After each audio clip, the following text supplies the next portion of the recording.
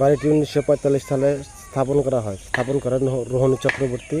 বর্তমানে কাদের ভিলা নামে পরিচিত।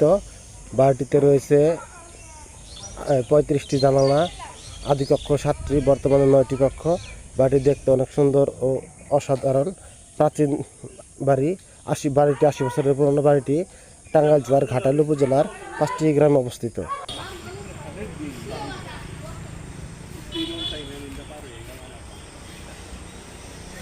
আপনার নাম কি? আমার নাম মোহাম্মদ নুরুল ইসলাম। গ্রাম?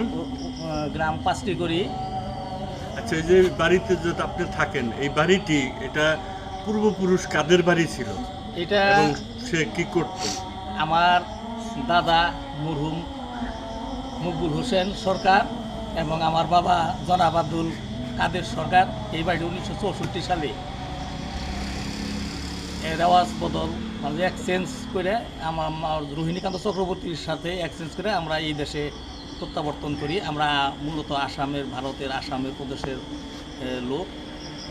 এই বাড়িটি প্রতিষ্ঠিত হয় কত সালে? এই বিষয়ে কি আপনি কিছু জানেন? এই বাড়িটি প্রতিষ্ঠিত সম্ভাব্য তারিখ হলো 1945 থেকে 1950 এই সালের মধ্যে এই বাড়িটি প্রতিষ্ঠিত হয়েছে, সম্ভাব্য আর কি। পরে আমরা নিয়েছি 1964। উনি প্রায় 16-17 বছর এই বাড়িটি ব্যবহার করেছেন করে চলে যায়। কতগুলো কক্ষ আছে?